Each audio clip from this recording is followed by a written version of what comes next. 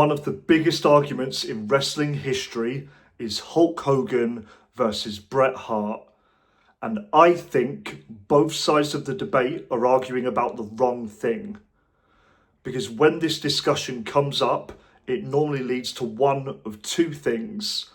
Either Hulk Hogan was the biggest star ever, or Bret Hart was the better wrestler. So here's the question I don't understand.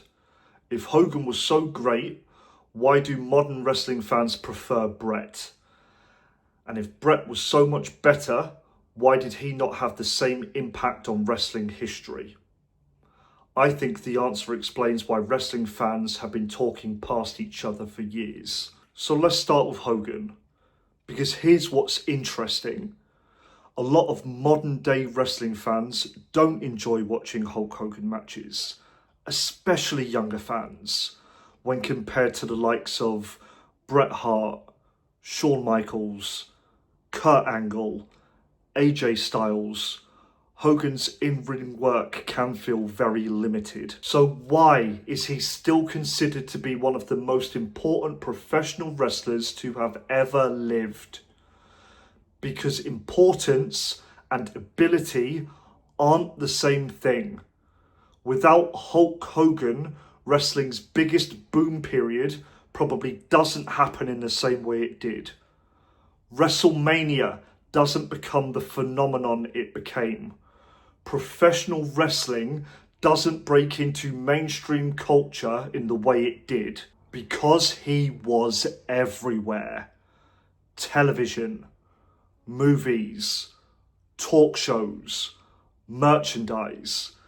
People who had never seen professional wrestling before knew who Hulk Hogan was. He didn't just become a wrestling star, he became a cultural figure, and wrestling grew because of it. That's importance. So now let's look at Bret Hart. If wrestling was judged purely on wrestling ability, this debate probably wouldn't exist.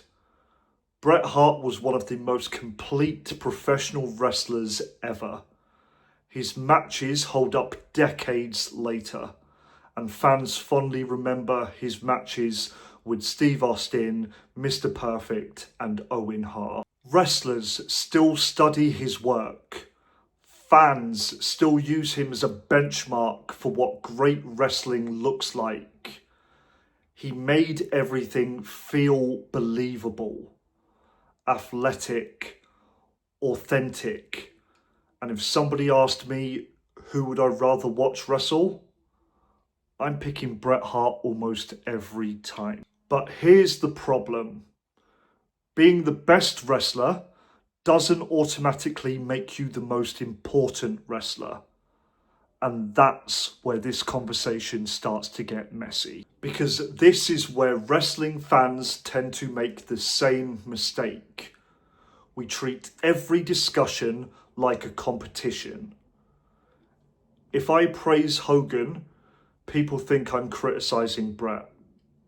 If I praise Bret, people think I'm attacking Hogan. And why? Why can't both things be true? Why can't Hulk Hogan be more important to wrestling history while Bret Hart was a better wrestler? Those two ideas don't actually contradict each other. But online wrestling discussion rarely leaves room for that kind of nuance. Everything has to be the greatest ever or completely overrated. Nothing in between. And honestly, I don't think this really is a debate about Hogan versus Bret. I think it's more an importance versus quality debate. It's a debate about what we value. Do we value drawing power, mainstream success, and cultural impact? Or do we value match quality, technical ability, and in-ring performance? Because depending on which one you value more, you'll probably pick a different answer. And that's okay. The problem is when we start pretending these are the same thing.